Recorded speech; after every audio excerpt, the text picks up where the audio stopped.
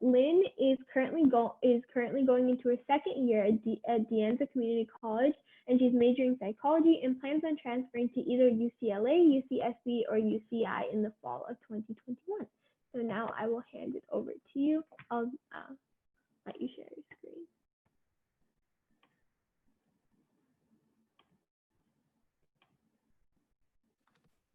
Okay, you should be able to share now.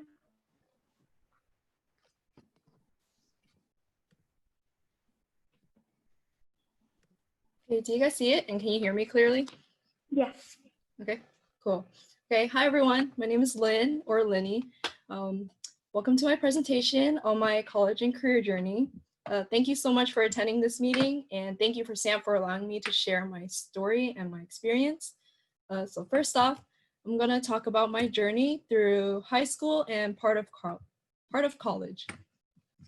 So for high school, I attended Milpitas High, which is where most of you guys attend right now. And for my classes, of course, we all had to take our required courses. But besides that, for English, I went up to honors my junior year, and then right before senior year, the summer before senior year, I took an English class to open up my schedule for my senior year.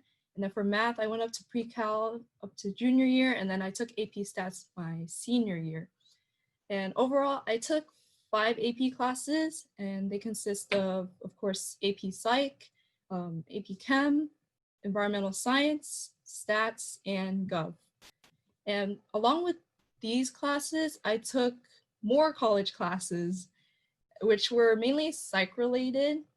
And besides the psych classes, I also took English and history. For clubs, I was mainly involved in dance teams. As you guys know, KDT and Hip Hop Club. I tried joining Interact, Key Club, and all the other clubs that MHS offers, but it didn't feel right for me. No offense, like I'm not saying they're bad. Like they know what they're doing, and they have a good purpose, you know. But it just wasn't part of my preference. And it's because I love clubs or groups that have a sense of, you know, family and belonging. So that's why I joined those too. As some of you guys know, I ran KDT from my sophomore year to senior year. I was vice pres my sophomore year, and then I became I became president my junior and senior year. Along with that, I was just a member of Hip Hop Club, and both of these clubs were very welcoming and supportive. I know people were really scared to join them at first, but since everyone was so welcoming, they started to feel like they're at home. And during the week, I would dance with them 3 to 5 days. And it wasn't like your typical club that meets up like once or twice a month. You had to like commit to it. And for community service during high school, I think I totaled about a bit over 200 hours. And I mainly got these hours from Summer Enrichment Program. I don't know if you guys have heard it, but they allow high school students to volunteer for them and be teacher assistants for the teachers who are teaching during the enrichment program. And they do this at different elementary schools each year. So I spent most of my summers during high school volunteering for this program. And I found it really fun to volunteer with them because I was allowed to hang out with my friends at the same time. We got to work together, and we got to play with the students that were attending the program, and we got to interact with the adults that were there too. Now, some of you guys are probably wondering about my stats, my overall stats in high school. But yeah, because everyone starts to like compare their stats to people who are older than them to see if they got into like, you know, the certain UCs that they did or did not get into. But I wouldn't say mine are the best. I don't know. I had like family issues my sophomore year and junior year, but my weighted GPA was about 4.2 and my unweighted GPA was 3.7. My SAT and ACT were just bad, but you guys don't have to really worry about that because UCs and some Ivies like remove the requirement for SAT scores. And after my high school experience, I realized that I didn't need to grind so hard and go through all that stress because it became like mentally deteriorating for me to balance out a bunch of clubs and school at the same time. Like during the week, I would spend 10 to 15 hours dancing, and that does not include at-home practice. That was like on-campus practice. And for college applications, when it came to that season, I applied to UCLA, UCI, and UCSD, but I didn't get into any, but you know, it's okay. I had community college planned aside. And you're probably wondering why I only chose 3 schools to apply to. Like I didn't apply to any other UCs. It's because I had my eye on them since I was majoring in psychology, and they're like one of the best schools for this psychology major. And I've also dreamed of moving down there and just being in Southern California since my parents don't travel that much.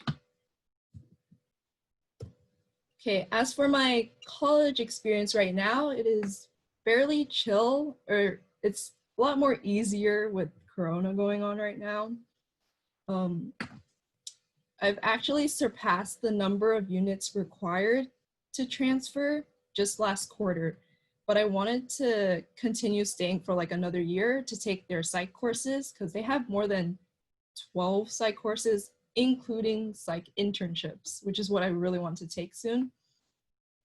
And I did have the chance to transfer early, but yeah, I just decided not to, just to build up my transcript more so my application will look more appealing to UCLA. I'm gonna be transferring with about 145 units when you only need 90 to transfer. I'm moving at my own pace or my own preferred pace, but I'm still trying to do as much as I can before I transfer.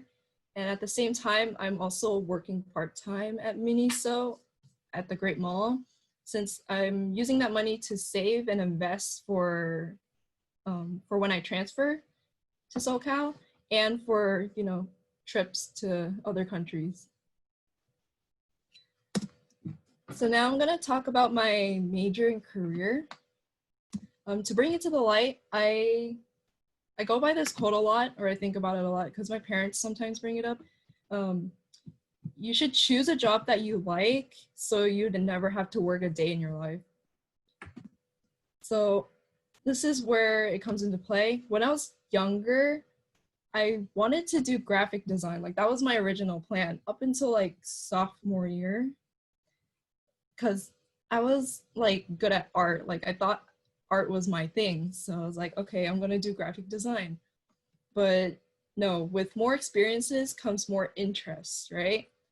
So that's where AP Psych kicked in my junior year. Originally, I took it because everyone said it was the easiest AP class that they offered on campus.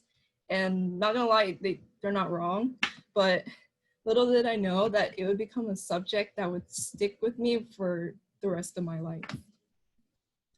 So it happened very quickly. Like, I don't think I went through a whole crisis for like a year or something. Like one night I had like an epiphany and I was doing my AP Psych homework while listening to my friend like rant to me about their problems. And I was like, wait, this is what psychology is all about, like the human behavior in their mind.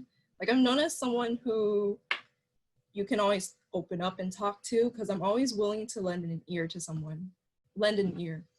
And that's where I got my nickname as the therapist to all my friends. And that's when I realized I wanted to pursue psychology. And it's not like other people who, there's this, I don't know, there's this like, I guess rumor, I don't know, that people choose psychology just because it's one of the easier subjects, but that's like not the case for me. It's something that I'm very passionate about. Like in the past, I've talked people out of suicide and like suicidal thoughts. So I was like, this like all adds up. And it's hard and it's a very sensitive topic because their problems will eventually become yours, but I'm like very willing to help them out if that means like I'm saving another life. As you can tell, I'm a very selfless person. And that same night, I also did some more research. I was like, what careers can I go into with my psychology degree? And that's when I came up with psychiatry and clinical psychology. And I'm hoping to get or like become those by my like early 30s, because it's a long process. It's like bachelor's degree, and then you gotta go into either med school or graduate school, and then you gotta do residency. So that's like 10 to 14 years of schooling for just to become those. And I'm most likely going to practice psychoanalysis, which deals with people's unconscious thoughts and or desires, since that's what contributes to how people behave and act in real life. And that's how I basically wanted to major in psychology and become a psychiatrist or a clinical psychologist. Like, it doesn't happen, or like this won't happen as easily as it did for me, for you guys. Like, some people, it comes sooner, and for others, it comes later. But I'm pretty sure it will come to you guys one day, like what you want to do in life, your purpose, basically. So now we're going to talk about what I liked and disliked about high school and college so far, and as well as my schedule to like get an idea of what it's like. So first off, for high school at MHS, I really like the class choices. I think there's like a good variety of subjects that they offer at school, and AP classes. Like, they're starting to add more and more, which is really good. And next is the community that's at MHS. But then again, it might be biased because the people that I hang out with and the people that I surround myself with are people who are nice, but I haven't really gotten involved with like big dramas or fights at MHS. And it kind of stopped. Like, I think my freshman year, there was a whole like fight week, but then compared to my senior year, like no one was really fighting. So I guess that's a good thing.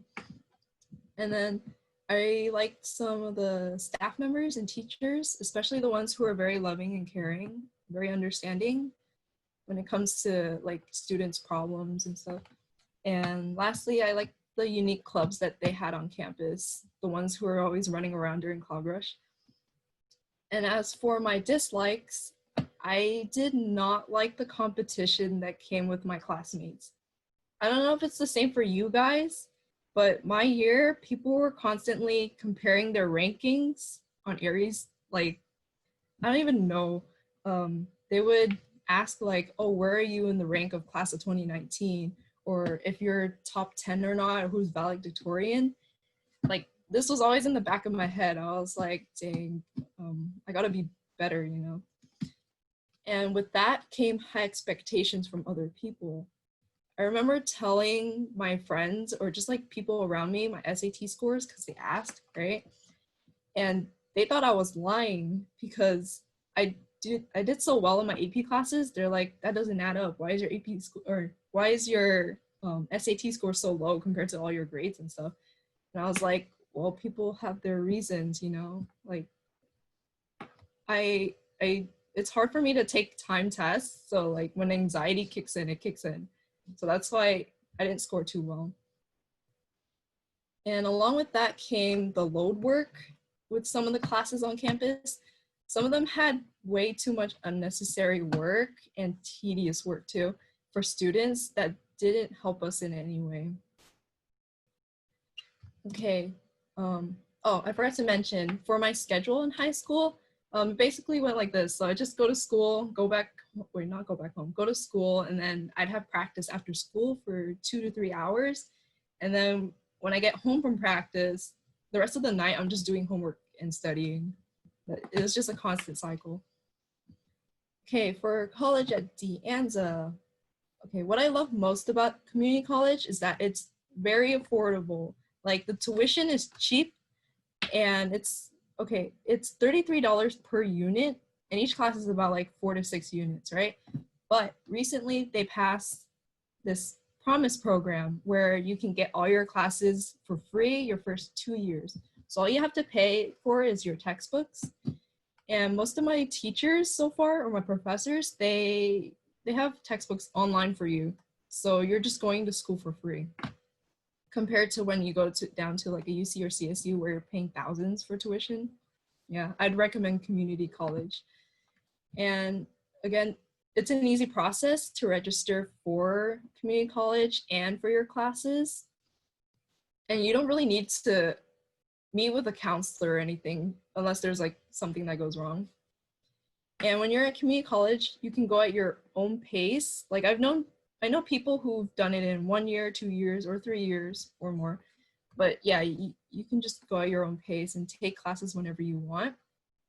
Like just like me, I think I grinded out a bit too hard my first year, but now everything's a bit more chill for me. So I can work more to earn more money to save for when I transferred down to SoCal.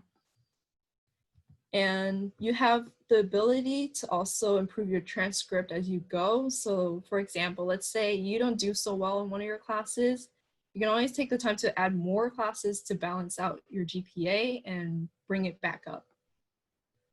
Okay, as for what I love least about it is dealing with the stigma and the judgment that comes along with attending community college. Like I remember telling my relatives, or my parents told my relatives, that I was gonna go to community college first and then I would transfer down to Southern California. And their first thing, or their first thought was like, wow, she's dumb. Like, it just really, yeah, it's something that annoys me a lot. But then again, I'm saving a lot more money than their kids. Like my cousins, they're attending CSUs and they pay a couple thousand each year for their tuition. But on the other hand, I don't need to pay for anything. But then I'm going to end up with a degree that's, better than theirs.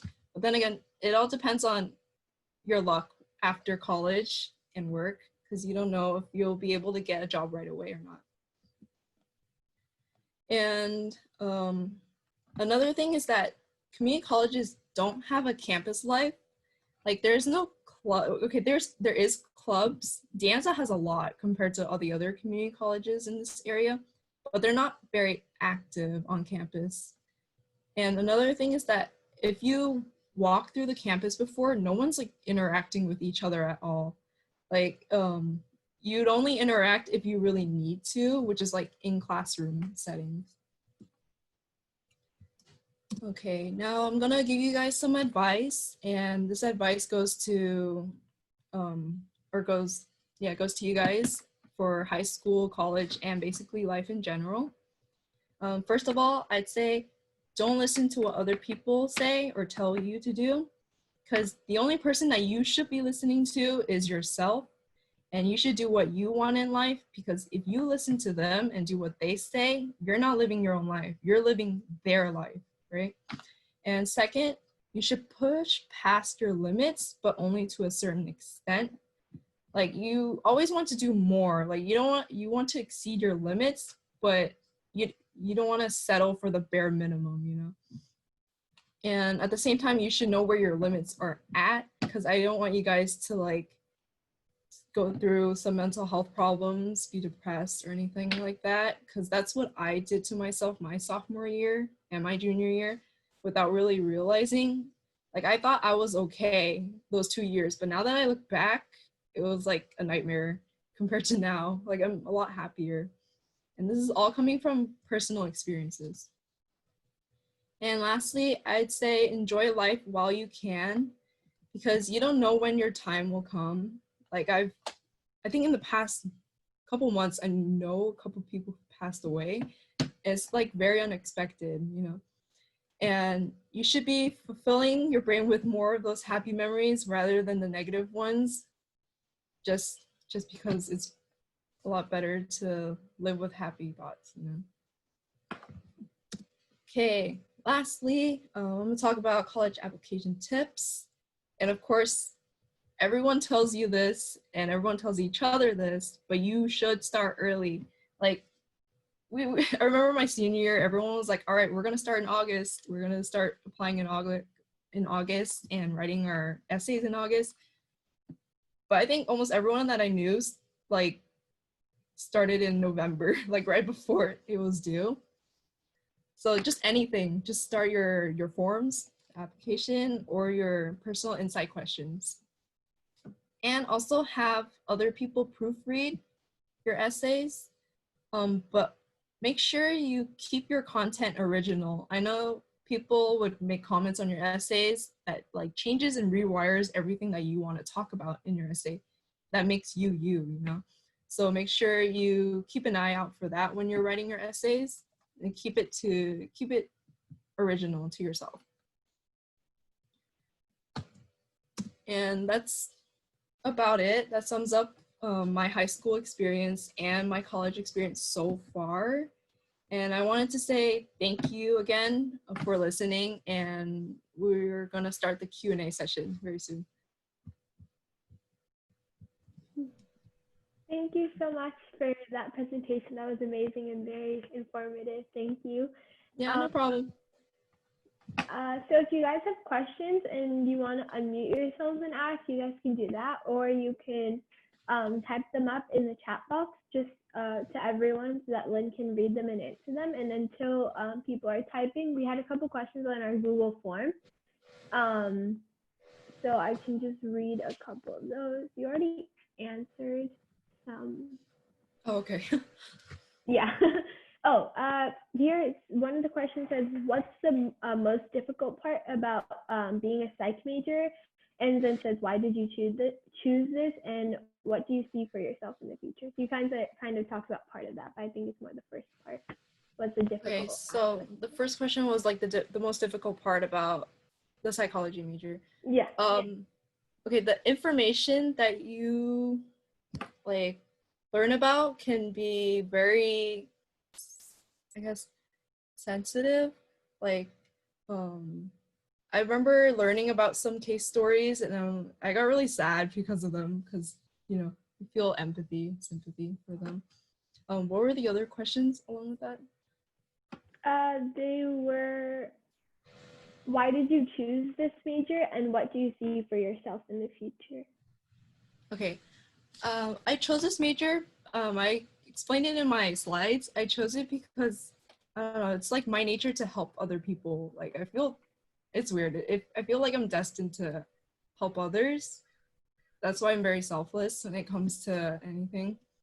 And for the future, I really want to work as a psychiatrist and help those who are more, or like in more of a severe case of mental illness. Just so, wait, I forgot to mention this, but it's a plan or a dream of mine, but I don't know if it'll go through. But I want to raise awareness of mental illnesses in countries that don't talk about it much, like in South Korea, where depression is very high. There's like very high cases of depression in South Korea, but no one's really doing anything about it because they look down on mental health. So I want to raise awareness for that, and just like fly across the world to bring that into the light. Okay, and then Jackie, more interested in, okay, were you more interested in the counseling part of psychology or the scientific part? For me, I'd say counseling part. The scientific part, of course, you're gonna need, because that's how you understand how the brain works. But yeah, I like talking and listening to others to help them with their problems. And thank you for that question. Lynn, what's up? How do you balance work with your college courses? Work with my college courses? Okay, like I said, community colleges probably, the courses are probably a bit easier than UC's, I should say, but I'm gonna give you an example. Back in fall quarter, I was taking about 18 units. That's about 3-4 classes. And I was balancing work at the same time. I said I was a part-time worker, but my manager scheduled me for almost full time. Like, instead of 20 hours, he put me down for 38 hours a week. And it was a lot. Like, after work, I would head home and then try to do homework as early as I can so I wouldn't need to stress about it. But right now with Corona and everything, I haven't worked. Well, I worked for a bit up until malls closed again. So I have all my time to focus on school. Yep. I don't know if you mentioned this in your presentation, but did you join any clubs when you were at Anza or when you're, Okay, at Anza, I wanted to join their dance team, but I couldn't because they practiced around the time of rush hour. Like, if I were to stay until 4 or 5, I'd take an hour to get back home. So that's why I didn't join. Yeah. Thank you. I'm actually planning to major in psych or cognitive science when I'm applying. I'm still debating on which one I want to do. So I was wondering, I also I take psych courses at community college and stuff like that. But I was wondering if you have any other internships, summer programs, tips that you know about for people who want to apply as a psych major. Okay, so I remember back my junior and senior year, I tried looking into internships that I could do over the summer also, but most of them are confidential. So that's why when it came to volunteering, I volunteered at schools or something, anything that dealt with people in general. I'm pretty sure you can find some somewhere, but I've been struggling to look for one. And Anza offers this internship, which I plan on taking hopefully next quarter. Because it's only at school, on campus, but with Corona, I haven't been able to sign up for it. And I think you have the choice of how long you want to stay during it's treated like a class where you can stay for 1 to 4 hours depending on which one you want, and then you would meet up a couple times a week, and then I think you'd sit and observe some clinics and stuff. That's what I remember. Mm-hmm. And also, you mentioned that you only applied to 3 UCs. Did you apply to any out-of-state colleges, or they just didn't? No, I just applied to those 3. Oh, okay. Yeah. Was that because of did the fact that those had better psych programs play a factor, or is it you just overall like those 3 colleges more? It was a mix of both. At first, I think UCLA for sure. Everyone's they want to go to UCLA because it's top.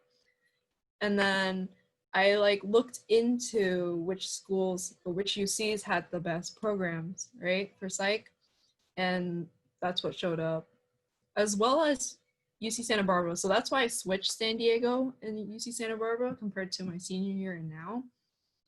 So I think I'm going to be tagging to UCSB, but my main school, the one I want to transfer to, is UCLA. So Santa Barbara is just my backup. Yeah. Yes. There's also another question on the Google form, and it says, is a psychology major worth it in your opinion? Worth it. Okay.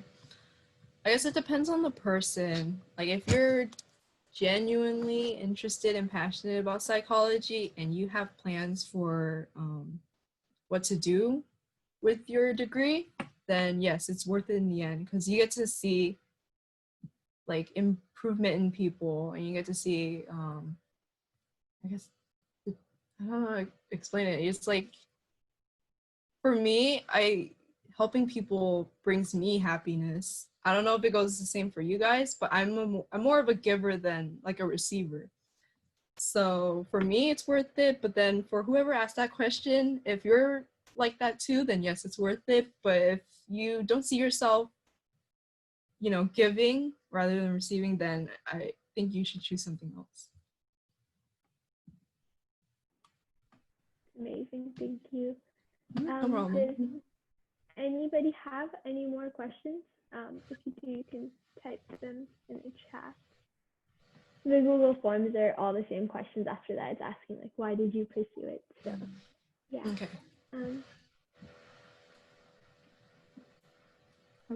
I actually had a question. for example, my family, like they have such like a hard vision on when you enter psychology, because they think you personally have to be strong in order to hear someone else's stories or anything. And personally, like, yeah, I've had my own personal issues, but like, you know, what would you say to someone that has been through a lot, and how would they keep themselves strong when it comes to the point where they hear someone else's story? Okay, yeah, that's a really good question, because I went through these thoughts myself my junior year. Like right after I discovered that I wanted to do psychology, I was like, wait, but I was literally really sad or depressed. Like Yeah.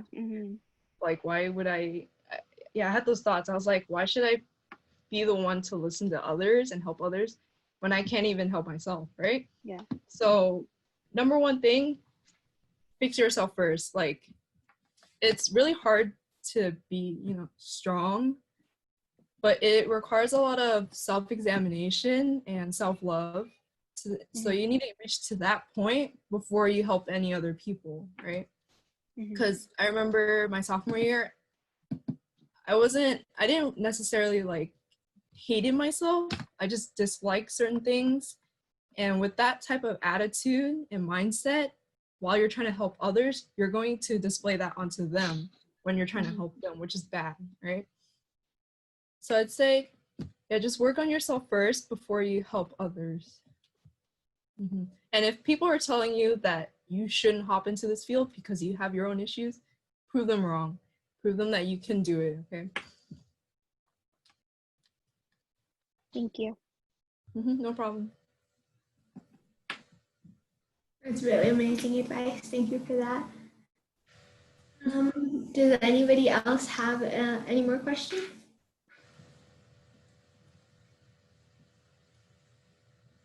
You can mute yourselves, or you can ask them in the chat.